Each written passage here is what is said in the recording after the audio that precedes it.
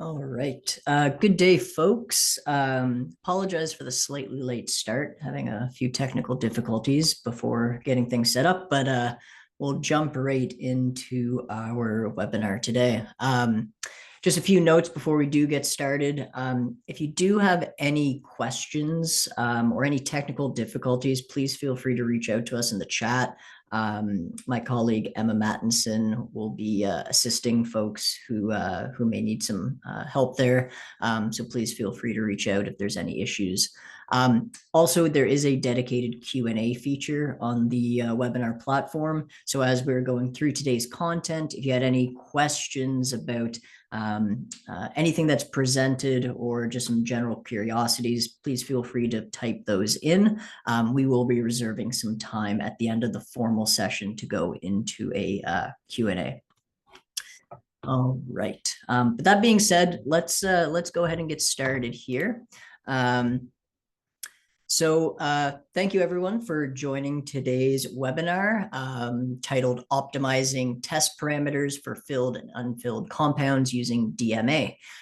Today we actually have a guest speaker, Jonathan Martens, who's a ARDL staff engineer who will be joining to really take us through some of the work that they are doing with DMA on their materials. So before we get into the bulk of it, just wanted to do a quick introduction. So really C-Therm, we are a primarily thermal conductivity focused. We develop transient methods for thermal analysis in this space. And just wanted to give you a little bit of background on who we are and what those products are before we go into the main focus of today's talk, which is of course DMA. So if you are interested in thermal conductivity, our main instrument platform is called Trident. You can see pictured here. It's a modular system offering various methods for thermal conductivity characterization. The idea behind the modularity of Trident is really to provide options for testing. So depending if you're dealing with solids, liquids, powders, pastes, depending on the type of material or the testing conditions, some methods are more appropriate than others. And if you did want to learn a little bit more about this, definitely feel free to reach out. But really the idea behind Trident really stems from this idea, really embodied quite well from this quote by Abraham Maslow: when all you have is a hammer, everything looks like a nail. So this is the idea that, there's a lot of methods for thermal conductivity characterization out there. One of the areas where we see, poor data come from is if you take a really good method, but apply it in a scenario just really wasn't designed for. So again, with the modularity with Trident, you can pick and choose the best tool to address the task at hand. So today's webinar will not be focusing much on the thermal conductivity side, but if you did have any questions related to those options, we'd be certainly happy to discuss. And for those who maybe just want to learn a little bit more, we do have a free method selection guide available as a resource on our website for download. This covers a lot of the main methods on Trident, as well as those other options present in industry. So if you're looking to just gain a little bit more knowledge on this side of things, please feel free to take advantage of that. So C-Therm, I mentioned, thermal conductivity, really that's our core, but we are partnered with various groups for other material property characterization. Rigaku Thermal Analysis, so we represent Rigaku in North America for their line of DSC, STA, and TMA instruments. As well as Metroviv, which is of course going to be the main focus of today's talk for their line of DMA series for high force, high frequency characterization. And this is what Jonathan will be going into a little bit during his talk. I will also mention we do have a full service test lab, Thermal Analysis Labs, which offers all of the testing options that we have at C-Therm, as well as through our partners. So if you were interested in maybe doing some investigation of your materials in more of a contract testing approach, we can certainly assist in that regard as well. So if you'd like to learn more about, anything that has been just previously discussed, whether it's, DMA related or to some of the other product lines, we'd be certainly happy to schedule a discussion with you. We can really go a little bit more one-on-one than we'll have the capabilities to do here today in this webinar format. But we could show you a live demonstration of the instrument, kind of show you how it works and see if it's a fit for your needs. And also, if you're just looking for some budgetary information, just let us know. We can provide a quote if this is something you're interested in pursuing in the future. Always like to end on a client testimonial, kind of just see what folks are, users of ours that are saying about the instrument. This one here is from Dr. Anurag Roy at the University of Exeter, Cornwall, kind of commenting on the performance of the C-Therm Trident system for the thermal conductivity measurements, noting the precision and ease of use has really significantly streamlined their material testing process. So if you're interested in what other folks are saying that have used our equipment or are users, we do have a testimonials page available on our website that you could go check out. But all that being said, just a really quick intro to C-Therm, a little bit about what we do. At this point, I'll really turn it over to Jonathan to really take us through the bulk of today's session. So with that being said, I'll go ahead and stop sharing here. And Jonathan, please feel free to take it away.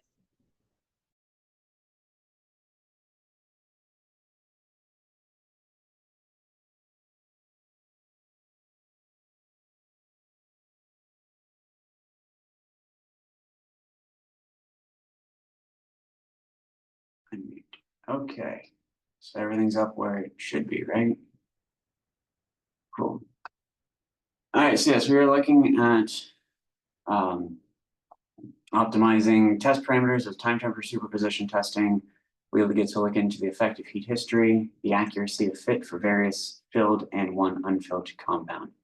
This is actually a combination of the research work that we have done for the 2023 and 2024 ACS Rubber Division International Elastomeric Conference.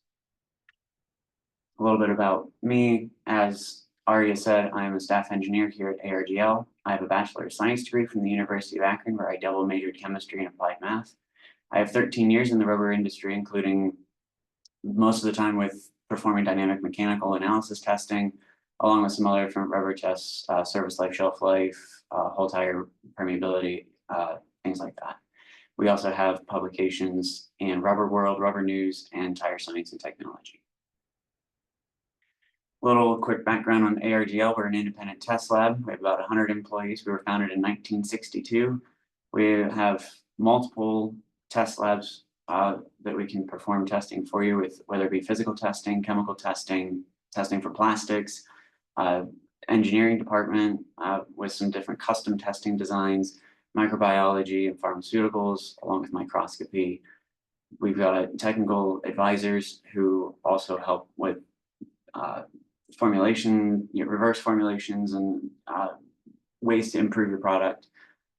We also can do some legal consulting. We work with Rubber Division and other areas as well for doing education opportunities for the future as well.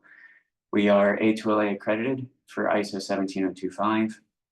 We are also ISO 13485 accredited and ISO 9001. We also have a couple of other accreditations for some of those other specs that are listed there. So getting into the meat of the presentation here, the motivation behind doing this research is that we received a series of DMA requests for time-temperature superposition testing. When this all came in, the questions were raised as to what are the recommended parameters or step sizes for this. Can we get through this testing a little bit faster than where we think we currently can? And upon doing some literature searching, we found that there was no established recommendation. And then as we proceeded through this, once we got our master curves using what we're going to show coming up with these recommended step sizes, another question got raised of, well, how accurate is this shifted data? So we'll be dividing a lot of this into what we what I've labeled as phase 1, phase 2. Basically, this is the 2023 research for phase 1, 2024 research for phase 2. So the onset, the very beginning of it, objective with this was to provide recommended test parameters for time-temperature superposition testing. This includes for both the frequency step size and the temperature step size. We wanted to provide parameters that will allow for efficient and accurate testing, looking to minimize machine time while not compromising on the accuracy of those final shifts. As we headed into the second phase, we then wanted to use these optimized parameters on time temperature tests for a variety of compounds and then determine the most accurate shifting method, as there are multiple methods that are out there, and we'll talk about that in a couple of minutes. And then also be able to look at the effective on these time temperature results. We'll give a little bit of background, talk about our experimental, get into our results, looking at effective heat history, frequency step determination, temperature step determination, then look at the effective filler and the comparison analysis methods. We'll throw in conclusions along the way, as this is a combination of the two presentations. Basically, as we hit the end of phase 1, we'll do some conclusions and future work, and then when we hit the end of the work, we'll do that conclusion and future work as well. Just for the ease of understanding, this is how what we're calling phase 1, phase 2. Basically, like I said, everything from 2020 at the effective heat history, frequency step determination, temperature step determination, phase 1, effective filler and analysis methods, phase 2. Starting with our background, the time temperature superposition principle was discovered in the 1950s. 3 of the main researchers were gentlemen by the names of Williams-Landel-Ferry. They also put together a fit equation to show how the shift factors will go, and that got their initials, but the principle itself has also been nicknamed WLF. This principle relates high frequency events with cold temperatures and low frequency events with hot temperatures. For example, if say like a Major League Baseball pitcher decides to throw a rubber ball very hard against a wall, even on a nice summer day, if it comes back to him, or when it comes back to him, it may have a crack in it. And this is because when the ball hit the wall, it hit it with such a high frequency that and forced it basically went into its glassy state, which would be a very cold response before then bouncing back, and so it could end up cracking from that.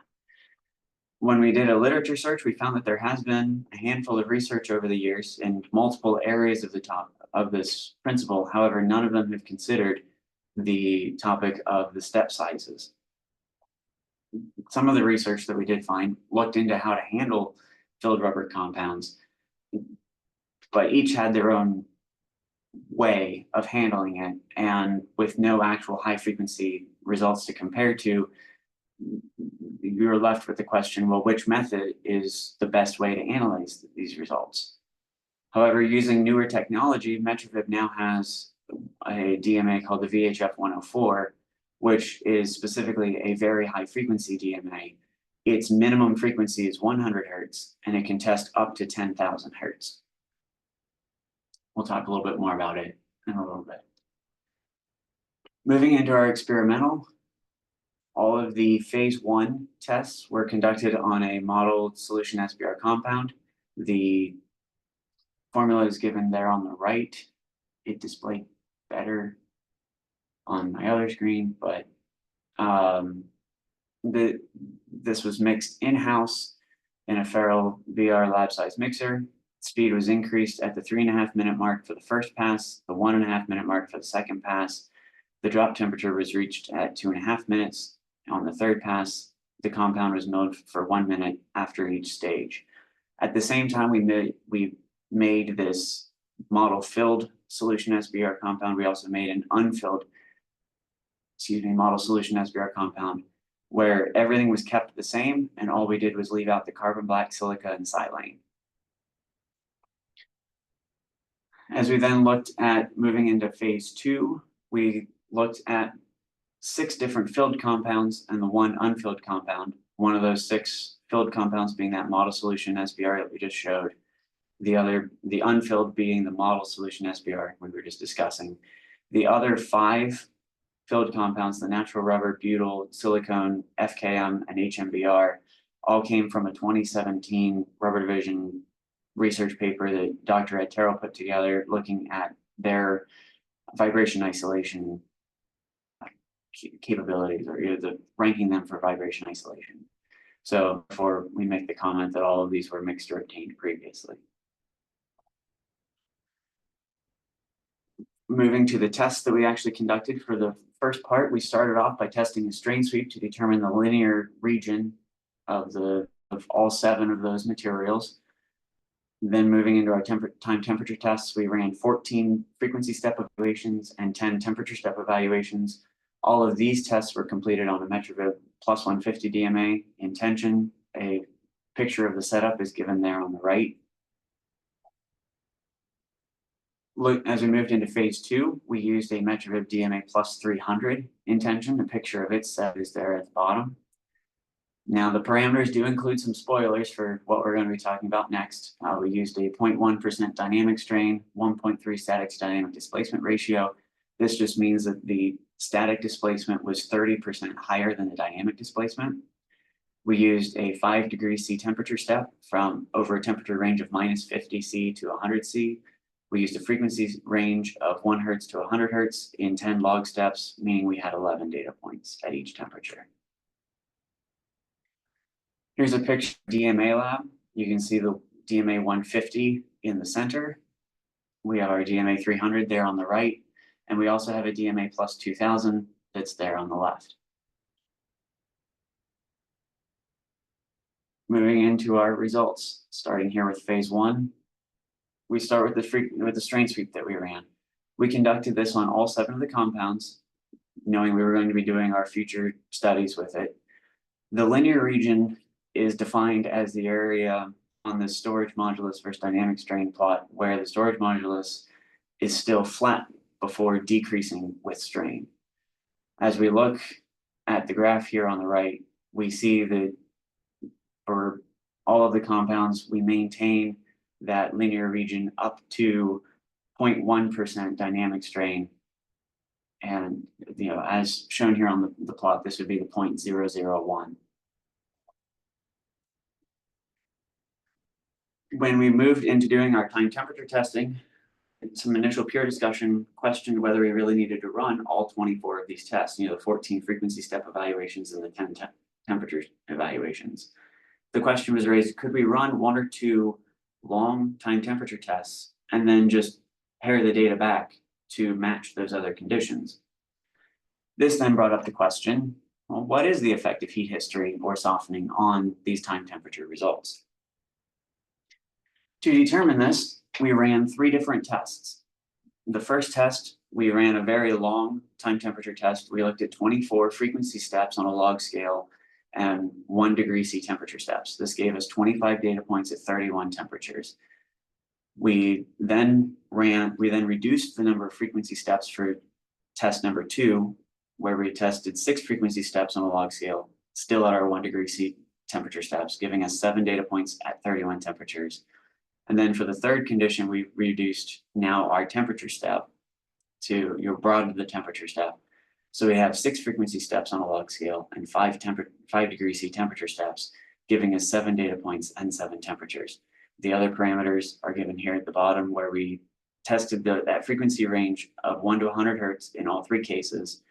We used a temperature range of 25 degrees C to 55 degrees C in all 3 cases. This allowed us to maintain not needing to use liquid nitrogen for any cooling temperatures. We were able to test at or above room temperature.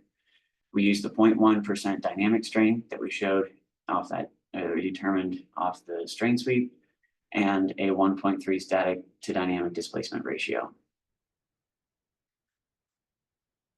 Initially, these tests were conducted on the HMBR material due to its availability and the amount of material that it had available, knowing that these other materials outside of the solution SBR were tested previously. We had leftover tensile slabs. Some of them had been used for tensile testing and other things. So we found one that had the most amount of material in it, which was the HMBR. Once the solution SBR was mixed and had come back from our mixing and molding department, we then repeated all the testing on it. Once we had the results from the 3 tests, we then took the data from the first test, paired it back to mimic that second test, deleted out the results, resaved it to say that it looked like the second set of results. We took then the data from the second set of results, deleted out the temperature steps to then make it look like the third set of data. And then knowing how that could be done, we then took that first set of data, paired it back further, deleting now out the temperature steps to then look like the third set of data. Once we had these paired data sets, we divided the actual results of that second test by the results of the first test to create a ratio. Then did this also with the third test to the first test, the third test to the second test, and this gave us multiple ratios that we could then compare to unity, knowing that if it was, the closer it is to 1, the less heat history is evident on the material. We could then turn this into a percent by taking that ratio that we just created, -1 divided by 1 times 100. Then we used a 95% confidence level, so ±5%, to determine whether the heat history was significant or not.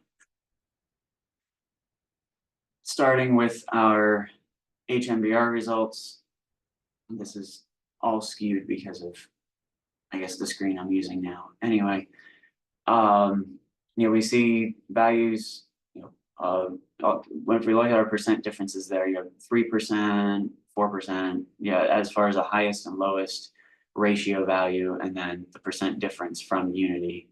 So we see that our max value here is 5.1% difference. Knowing that our cutoff was 5%, we would say we could probably get away with with just testing the 1 or 2 long tests, and it would be close enough. But to have better confidence in the data, we'd probably go to test all 24 just to be sure. Once we tested the solution SBR, though, here we see that in reducing the frequency step, we see a 13.8% difference. And now we don't see much change. We still see about a 2%, 3% change, reduction or percent difference from unity when we reduce the temperature step. But then reducing both of those together, we still see that 13.8%. Therefore, with the solution SBR, we can't test just the 1 or 2 long steps. We have to use every individual test. And every one of these was with a fresh sample. Forgot to mention that part. So when we look here, just a couple conclusions from this heat history section. The largest difference for the HMBR was 5.13%. Therefore, we can say there's essentially no significant difference between the data sets. However, once we started looking at the solution SBR, this largest difference was 13.84%, meaning that there is a significant effect from heat history. Mainly the larger differences were observed when we reduced the frequency step. So we had to conduct each of these frequency step evaluations and temperature step evaluations on a fresh sample. We then moved to the frequency step evaluation. We performed we investigated 14 different frequency step sizes over our frequency range of 1 to 100 hertz. These steps ranged from 2 steps on a log scale, so 1 hertz, 10 hertz, 100 hertz, up to 32 steps on a log scale. And we also included 100 linear steps. This one we knew would be overkill, but we wanted to include it for completeness. Our other parameters for this portion of the testing, we did a 4 degrees C step size over a temperature range from 25 degrees C to 41 degrees C. This gave us 5 different temperatures. We used the 0.1% dynamic strain and the 1.3 static to dynamic displacement ratio. We made a statistical fit of each of the master curves for these 14 evaluations to determine the lowest root mean square error. The 18 steps on a log scale evaluation was among the lowest. Its master curve was among the lowest root mean square error values. So this one was then used for our comparison. It became our standard, if you will, for determining the allowable step range. So we see the 18 log step there in blue. And here we just show what we're calling our lowest recommended one of 6 points on a log scale. You can see how the data of those orange points are spaced out enough. As we start getting fewer points, moving to like 4 steps on a log scale, 3 steps on a log scale, you can see that it's not going to be enough data to be able to fit or to be able to see the trend of the curve. Here we then look at 14 points on a log scale, 14 steps on a log scale, so 15 data points, and we can see that we have a lot more data here, maybe even getting a couple of extra data points than we may need to be able to really fit this curve. So this is where we would say this is the maximum that we would recommend using. So from this, we would say our minimum step size would be 6 steps on a log scale. This gives you 7 data points per temperature. Maximum step size, then to achieve accurate results with less test time, we would say would be the 12 steps on a log scale. Now, if you have enough turnaround time built into your project, or you don't need it super quickly, then you can use your 14 steps on a log scale. It just gives a couple of extra data points for each temperature. Now, any step size, though, that is greater than 14 steps on a log scale, it's not going to improve the quality of your shift. It only gives you more data points. We then went to our temperature step evaluation. We looked at 10 different temperature step sizes over the temperature range of 25 degrees C to 65 degrees C. These range from 1 degree C temperature steps up to 10 degrees C steps. We did not go any greater than 10 degrees C steps because we wanted to ensure that there was overlap of data. We found that as you start going higher than 10 degrees C, you need enough data points to overlap in order to get a confident shift. The other parameters were from that frequency evaluation we just showed. We chose to use 10 frequency steps on a log scale from over that same frequency range, 1 Hertz to 100 Hertz. We used the 0.1% dynamic strain and the 1.3 static to dynamic ratio. We again made a statistical fit of each master curve to determine the lowest root mean square. We found that the 3 degree step size was among the lowest root mean square errors. This was then used for the comparison, again, as that standard to determine the allowable step range. And that's a, quote unquote standard.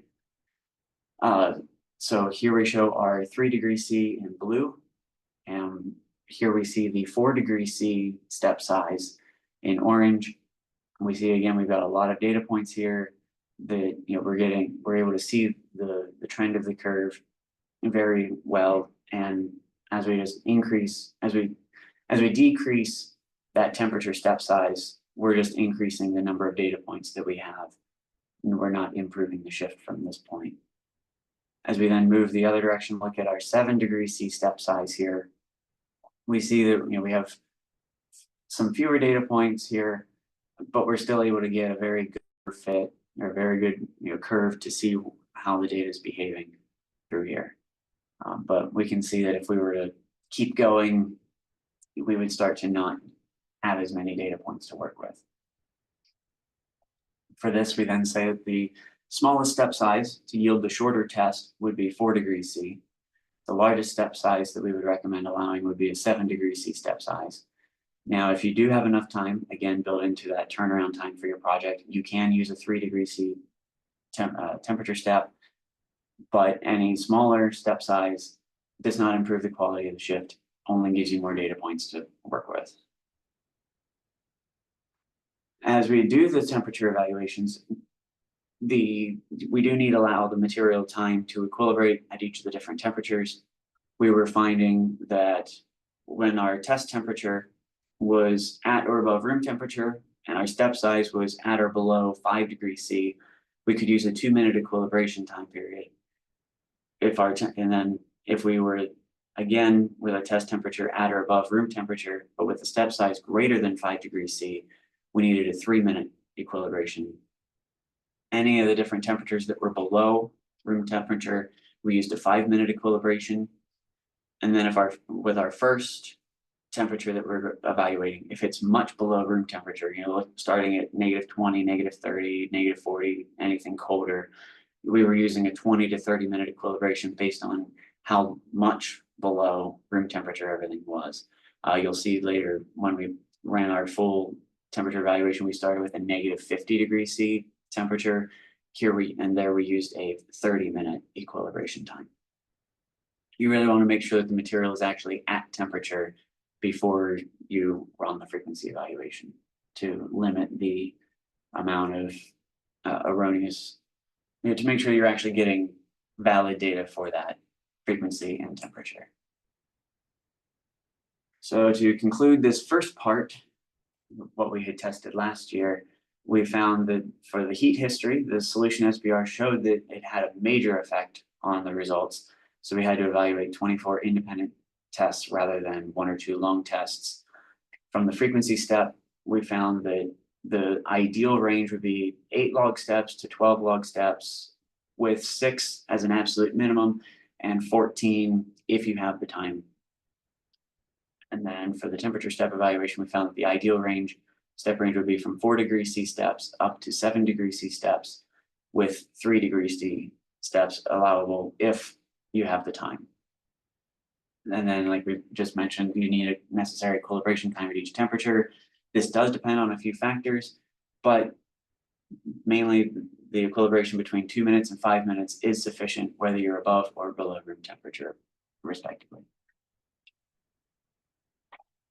From this portion of the work, we then wanted to test the time-temperature superposition test on all the different filled compounds and the one unfilled compound that we referenced earlier, using these optimized conditions. We then would test all 7 of these compounds on a metric VHF 104. Initially, our thoughts were to go from 1,000 hertz to 10,000 hertz using the determined step size here. We'll touch on that in a minute, how we actually did it moving forward. And then we could compare that high frequency result with the master curves from the time temperature testing to determine the accuracy of the shifted results. This would then let us know if horizontal only shifting is sufficient to compare with high frequency data, or if a vertical shift was also necessary in order to get the best overlap. This led us into phase 2. This is what we just completed this past year. We did run the full time temperature testing on all 7 of those compounds. We used the 10 frequency steps on a log scale from 1 hertz to 100 hertz. We used a 5 degree C temperature step from -50 C to 100 C, used the 0.1% dynamic strain and the 1.3 static to dynamic displacement ratio. We used the 30-minute equilibration time at -50 to make sure the material was fully at -50 before evaluating it. We then used a 5-minute equilibration time at each temperature below room temperature and a 2-minute equilibration time at each temperature above room temperature. From that, this is the master curve that we were then able to generate from horizontal only shifting the solution SBR compound. This is looking at tangent delta and use a reference temperature of 20 degrees C. We then evaluated 3 different shifting methods. We looked at horizontal only. This has been discussed by Ferry in some of his later publications. We looked at a numerical vertical shift that has been discussed by Professor Nordemir and others of his colleagues there at the University of Twente. And then we looked at a calculated vertical shift, as has been discussed by Duperret and LeBlanc, a couple Belgian researchers. On the left, we show the WLF equation.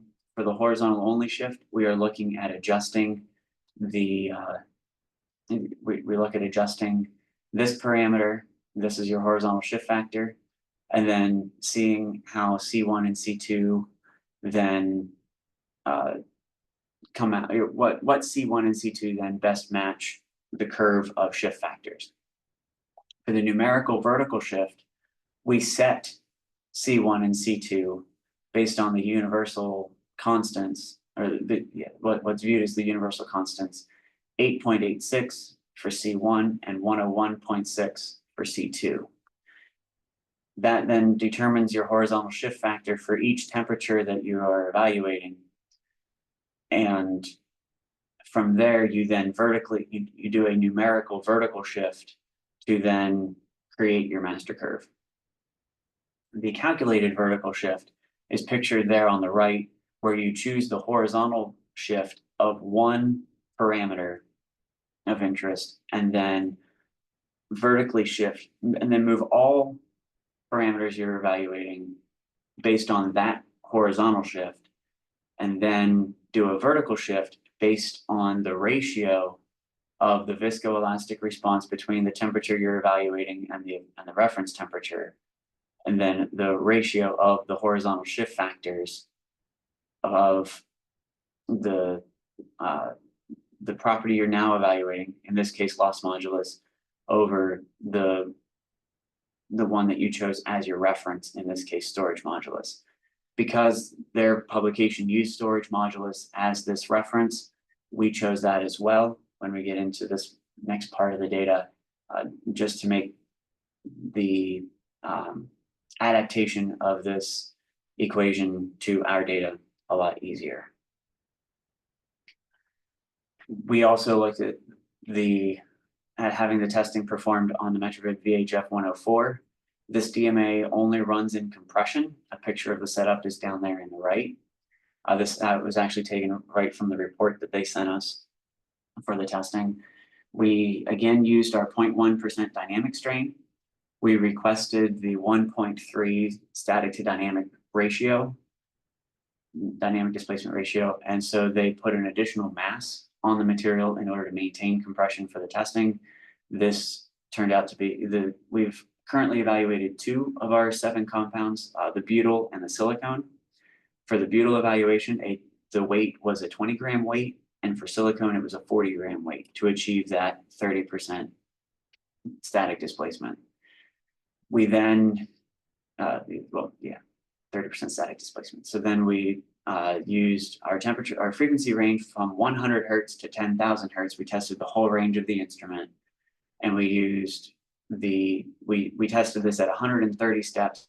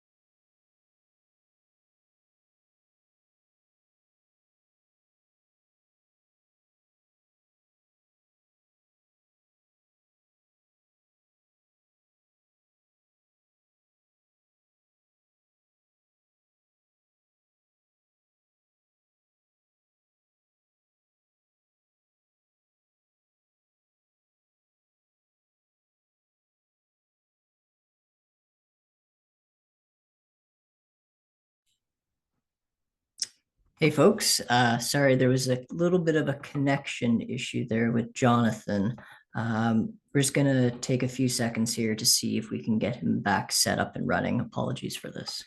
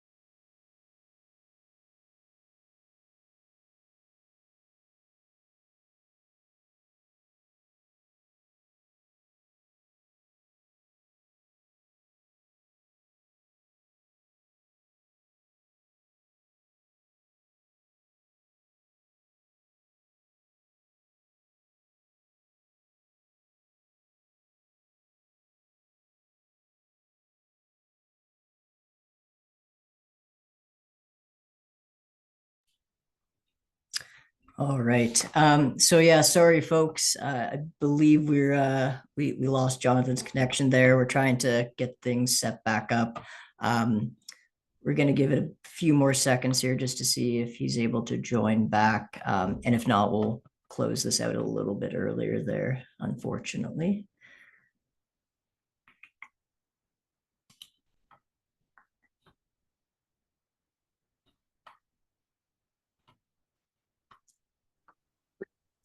Oh, there we go. Just We're back. Sorry, my computer blue screened on me. no worries. All right, I'll throw it back to you whenever you're ready. Yeah, we're working on getting it back here.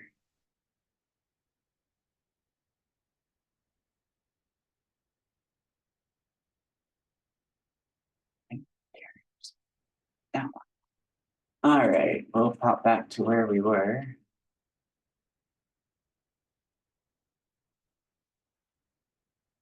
Yeah, computer blue screened on me. Sorry about that. Yes, we showed that. So this is where we showed that. Yeah, so we tested this from 100 to 100 to 10,000 hertz at 130 steps, giving us 131 data points. This was tested at temperature.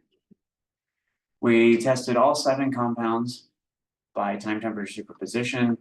We then made master curves of storage modulus, loss modulus, tangent delta, damping coefficient, critical damping, and transmissibility.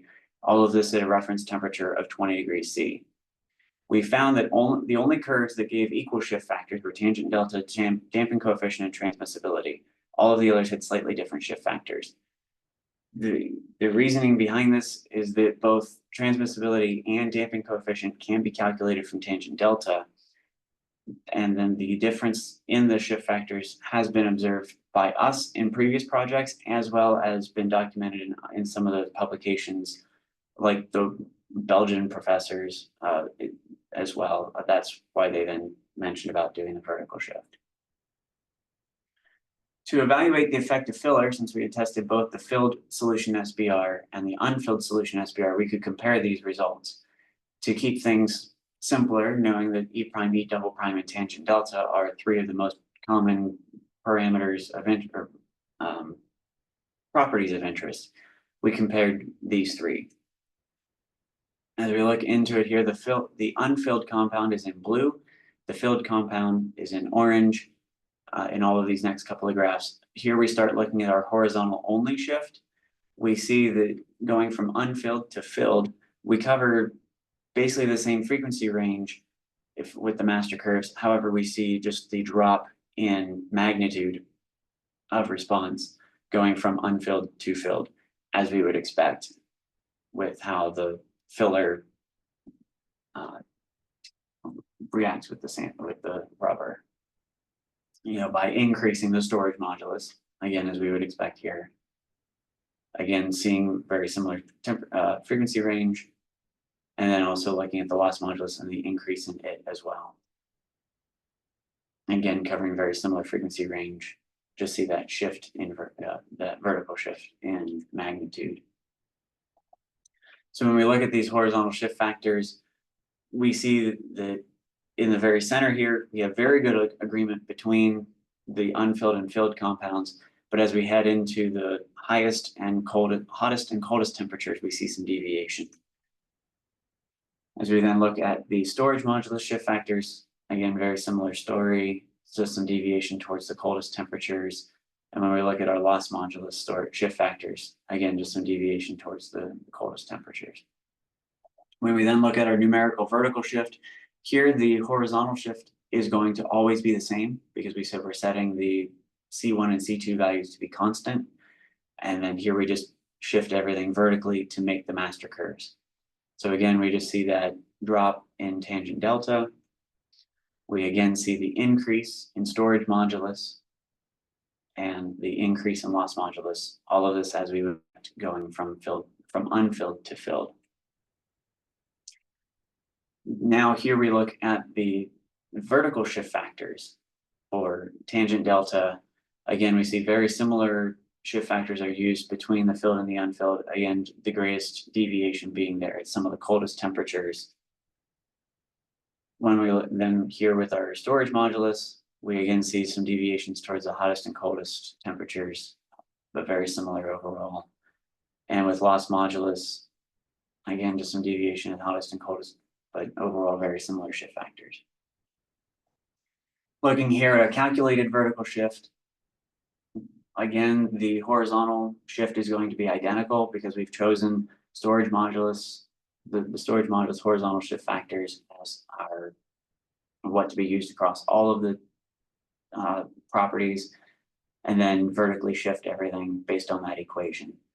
And so here we see again that drop in tangent delta as we would expect, the increase in storage modulus, and then also the increase in loss modulus. But here we see that as we reach these highest frequencies, which is our coldest temperatures, we see some deviation from linearity in the response.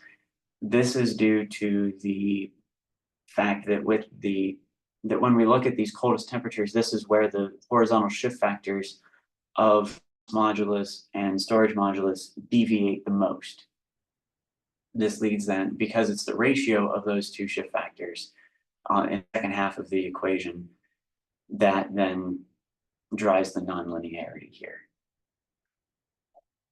So again, looking at our shift factors for the tangent delta, vertical shift, we see very similar values all the way through. Again, just some deviation at the hottest and coldest. Because storage modulus was chosen as our reference, all of their vertical shift factors are 1 for both compounds. And then looking here at our loss modulus vertical shift factor, again, we see good agreement all the way through until we get to those coldest temperatures. So overall, all the different methods present decent data for what we could expect of the effective filler. The loss modulus shift by calculated vertical would be the only shortcoming here. So then this leads to the question, well, which one's more accurate? Is one more accurate than the other? Or which best matches how the material behaves at high frequency? In the past, I had to just stop here and say, I don't really know. But now we can use the high frequency, the VHF results, to try to get an answer. So we plotted the result for storage modulus, loss modulus, and tangent delta, and compared their results to the time temperature shift results, master curves for the butyl and the silicone. So far, those are the only two that we have evaluated. We do plan to have the rest of them evaluated.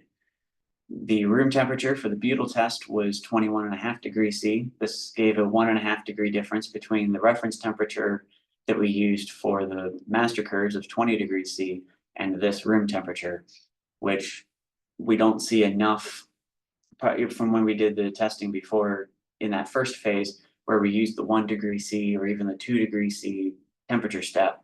The material was performing very similarly at those two. So we can say that it's easy to compare 20 degrees to 21.5 degrees. We can also, the VHF testing was performed only in compression, whereas the time temperature data was performed only in tension. Normally we would say, well, we can't really compare them that well because they're two different modes. However, both of them were tested within the linear region of the material, therefore they can be compared. The silicone test, silicone was tested, but its room temperature was 23.5 degrees, which was too different from the 20 degrees C reference temperature that we had used. So we needed to shift everything to a 25 degrees C reference temperature. To shift the horizontal only data, that is very easy, as is the shift for the calculated vertical. However, we found that the numerical vertical shift, to move it to a 25 degrees C reference, was a little more difficult. But we found that there was a relationship between the numerical vertical, the vertical shift factors and the horizontal shift factors, the calculated horizontal shift factors. So we could then use that to change our reference temperature to 25 degrees C.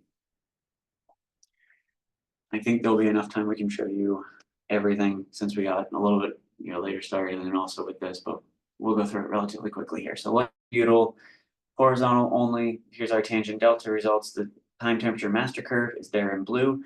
The VHF results are there in orange. We see that if this was all we had to work with, we would have a decent fit to say yeah, this would fit pretty well with what we're looking for. If we then looked at storage modulus, we can see that there's a vertical shift, but that the high frequency values came up much higher than where the time temperature data said it was supposed to be. If we were to slide that over to the right, we could see that it matches up with some of those coldest temperatures.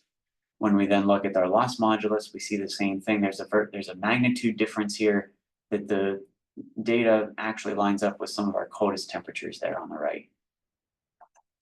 We then looked at the numerical vertical shift, tangent delta results here, and we see that we really only fit a small portion of the VHF results with this method. We then look at the storage modulus. Again, we see that magnitude difference, and it again would line up with some of our temperatures there to the right. And our loss modulus, we see that magnitude difference, that it would better line up with the data to the right, some of our colder temperatures. We then look at the calculated vertical shift. Again, sticking with our, still sticking with our butyl here, the last set. We see now that when we look at our tangent delta master curve, we have a very good fit of data there through the room temperature region. But when we still look at our storage modulus, we see that magnitude change, that it lines up better with some of our coldest temperatures, along with our loss modulus data, that it looks like it should line up more with the coldest temperatures there. So silicon should also take only a minute or two here. For horizontal only, we see that there's a bit of a, it doesn't line up quite as well as it did with the butyl. We then look at our storage modulus. Again, we see that magnitude change, that it would line up with colder temperatures than what our room temperature reference is. And also with the loss modulus, looking into our numerical vertical shift, I did have to blow up or zoom in on the tangent delta curve here, because when it showed the entire curve, it looked like it fit it perfectly. But when we zoom in to this range, we can see that there's still a little bit of an offset from what was predicted to what was evaluated. But again, looking at our storage modulus, we see that magnitude change, and also with the loss modulus. From the calculated vertical, we see that we've almost lined up with the high frequency data for tangent delta. We still see a magnitude change in storage modulus and also in loss modulus. So for our butyl, we saw a decent fit of tangent delta by the horizontal only shift, but we got a better fit by the calculated vertical shift. For the silicone, we found that the calculated vertical shift had the closest fit. However, once we start looking at the modulus, we found that none of these three methods predict either modulus response, storage or loss, for either the butyl or the silicone. They all have the right slope, but they don't have the right magnitude. So if prediction of high frequency modulus is important to the application, maybe there's a need for a new shift method that will account for that. We don't know. We can't say for certainty just yet. So to give some conclusions from the effective filler, we found that only the magnitude of viscoelastic property changed from the filled to the unfilled, but all three methods yielded a good quality high frequency prediction. Only the loss modulus for the calculated vertical was a shortcoming. For the high frequency testing, we found that for both butyl and silicone, the calculated vertical shift gave the best tangent delta high frequency prediction. And we found that for both of these two compounds, that no method gave a good high frequency prediction for E prime or E double prime. However, since most of the time temperature testing is performed for damping applications and tangent delta is a key property of interest for those applications, maybe the calculated vertical method is the best method. We need to finish the evaluations to know that for sure.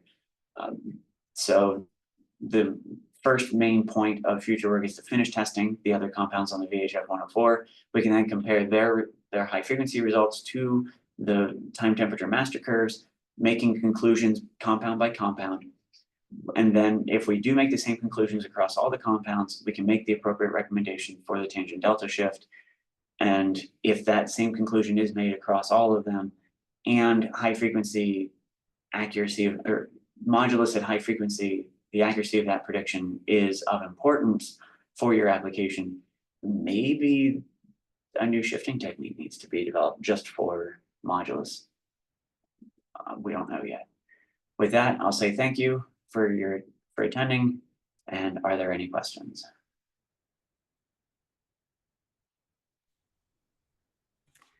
Awesome. Thank you very much, Jonathan.